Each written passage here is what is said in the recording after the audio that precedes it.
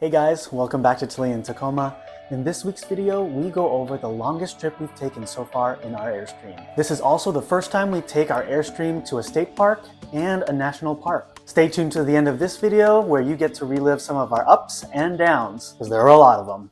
Welcome to Tilly and Tacoma. If you're new here, I'm Kim and this is Evan, and we are first-time RVers living in a big city. Have you ever considered getting into the RV lifestyle and don't know where to start? Well, you came to the right place, because for the past year, we've proven that you don't need several years of experience or even the space to get started RVing. We post content every Sunday to share stories, advice, and tips to help you get on the road and have a few laughs along the way. Don't forget to subscribe, like, and comment so we can make Tilly and Tacoma the best first-time RVer community on YouTube.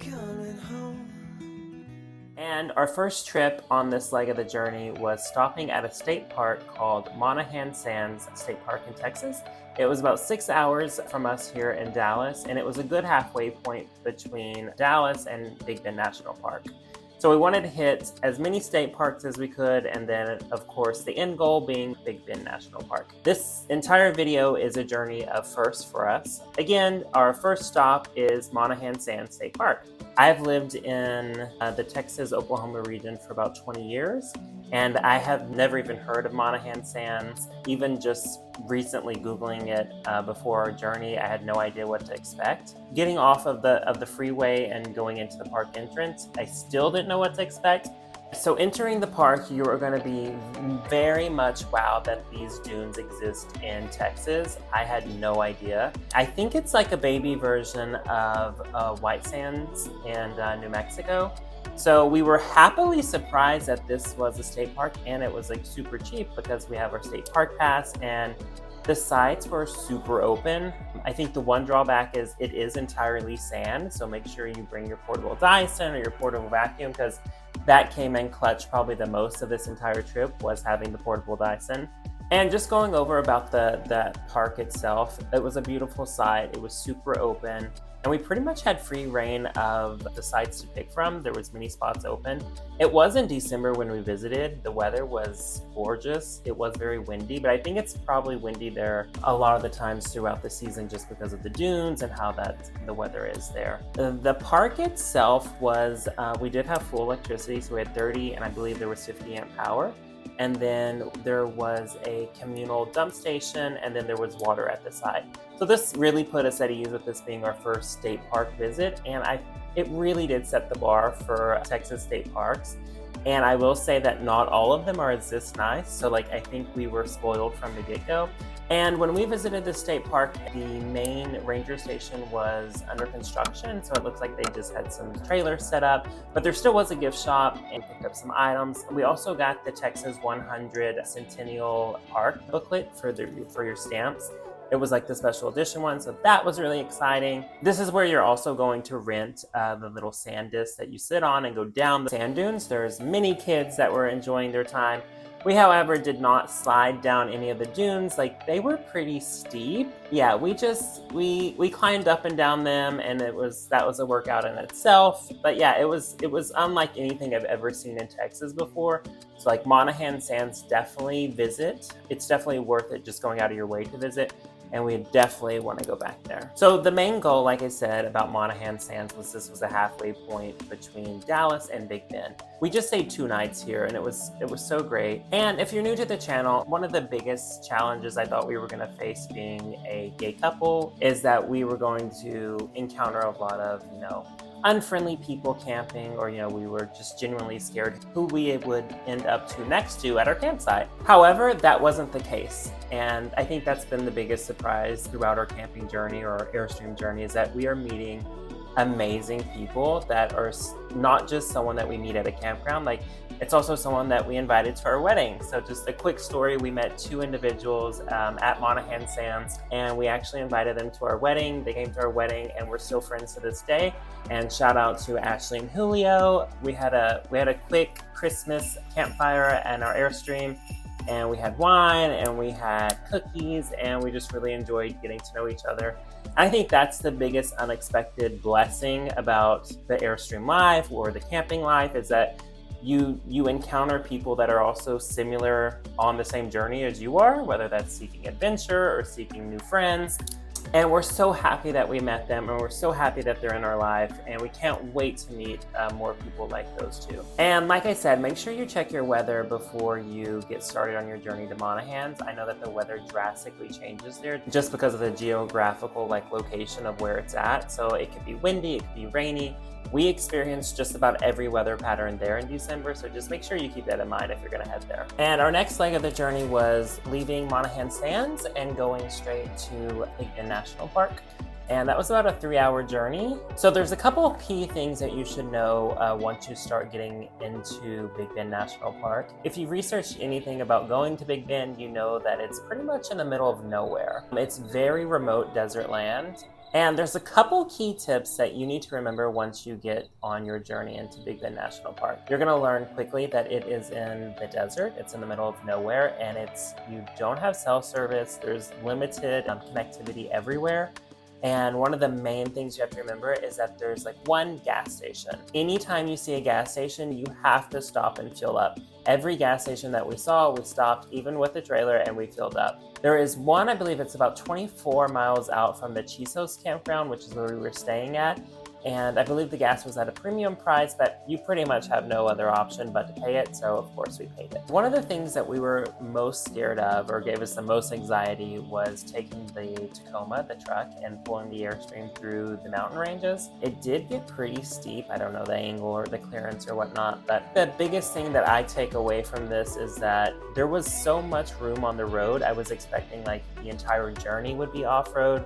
If you're just looking to get inside of Chisos Park, you're all on paved road. There was always times that I could stop, slow down, drive in the middle of the road if I had to, just to make sure that we hit a certain angle. We've never towed anything in our lives, so climbing up mountains or hills, regardless how big or how tall they were, it's a scary thing. However, if Kim and I can do it, anyone in this world can do it, and we did it with no hiccups at all. And I think one of the scariest parts was there is a pretty big incline that's going to be on a curve, so you're turning the actual truck and the rig, and you're also climbing, and then you quickly go downhill.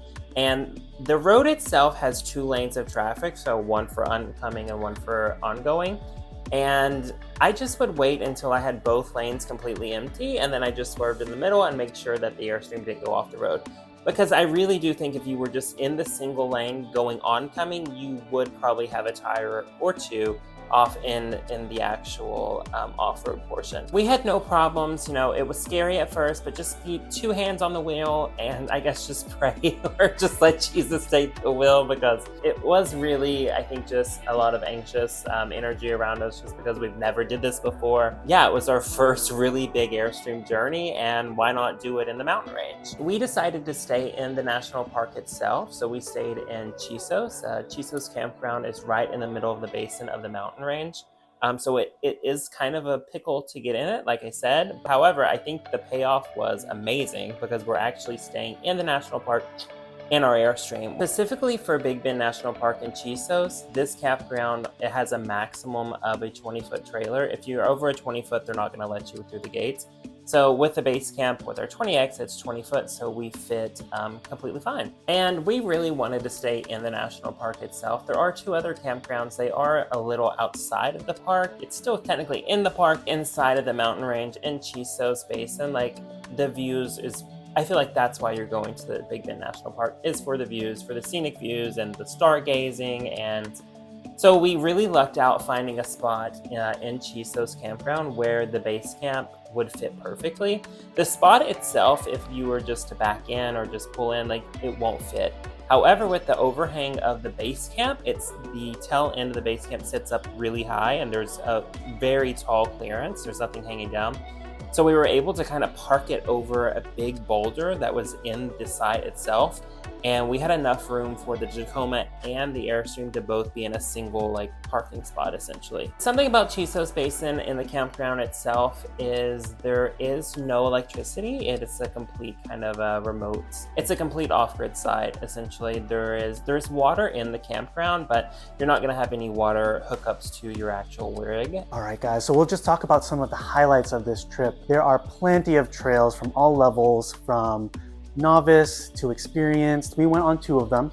We went on the Lost Mine Trail, which is a little bit more on the moderate side. Wonderful payoff. There's so much to see up there, and during the time that we went, there weren't that many people. So we highly recommend that one. We got to see lots of wildlife as well.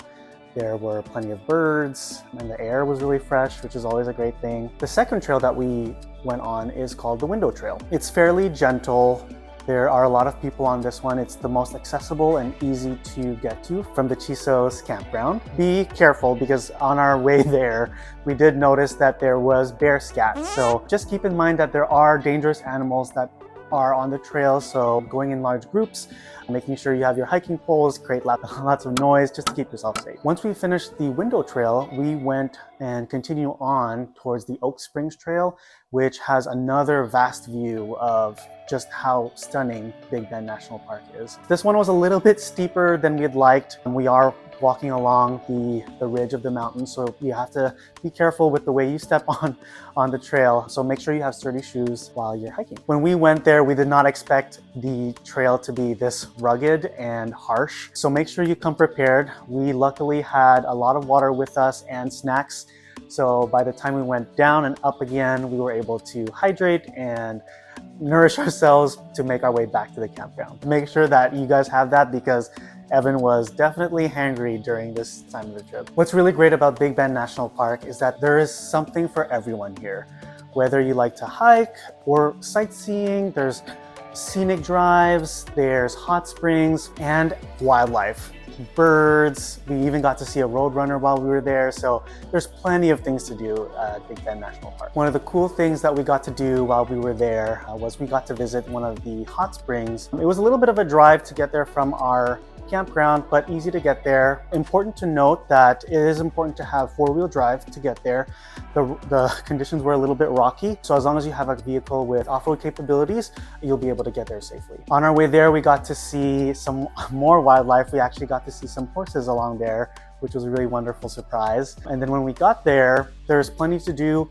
There's lots of signage. And then on our way to the hot springs, you'll see and notice that there is the Rio Grande River right there, which separates both the US and Mexico. So there's that physical border right over there. The hot springs were amazing, super relaxing. There was quite a few people in there, but enough for people to just lounge around, have a chat, and really take in all of this hot springs and the water. It was wonderful, it was great. Another great thing that we ended up doing was the Ross Maxwell Scenic Drive. It is a beautiful drive towards Santa Elena Canyon, which is another highlight of our trip. You get to see lots of stunning landscapes. There are different landmarks that you can stop at and take in the views, learn a little bit about the history, about how Big Bend came to be, some of the inhabitants that used to live there. It was wonderful. We got to learn a lot of things. We got to see sotol plants, which was really great. We love tequila, so at the end of Ross Maxwell Scenic Drive, you will encounter the Santa Elena Canyon, which is a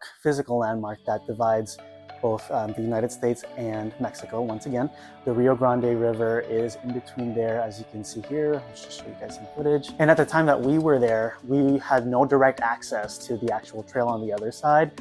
So just make sure that you are comfortable walking through the water or walking a little bit further out east and then finding another passageway to the other side, but you might have to do just a little bit of climbing. Just be very cautious when you guys make your way over there, especially if you're taking the long way around. It's very rocky, it's very steep, it can get a little bit slippery as well. So make sure you have sturdy shoes, are willing to, take it slow, because you can slip and fall, so just be very careful. And one of the most exciting things we were looking forward to was to take Tacoma out onto the Old Maverick Road, which is an off-road trail. We were so excited to get this Tacoma out and really test it out. We've never owned a truck before, and to be able to take a truck off-roading was our first experience, so we couldn't wait to get it dirty. And something to keep in mind, this is an off-road trail, so just make sure you have a vehicle that has off-road capabilities or 4-wheel drive so that you can get through this lengthy road safely. Throughout this drive, we got to see a few different things, different landmarks as well. The scenery was great. There are campgrounds that you can get to as well,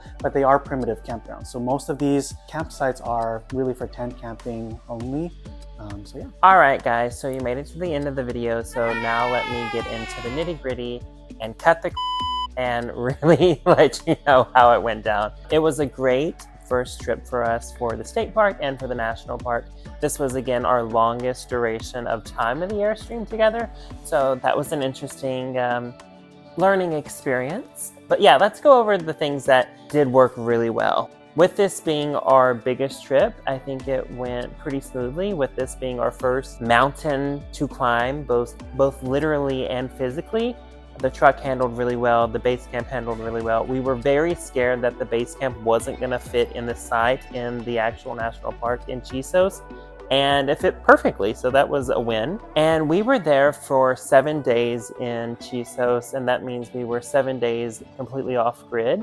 So that was also another first. We almost made it a full 7 days. However, on the last night, we lost power completely, which means if you're in the middle of your shower, you lose not only hot water, but you also lose the electricity to power your water pump. Now going into what didn't work that well, we lost power.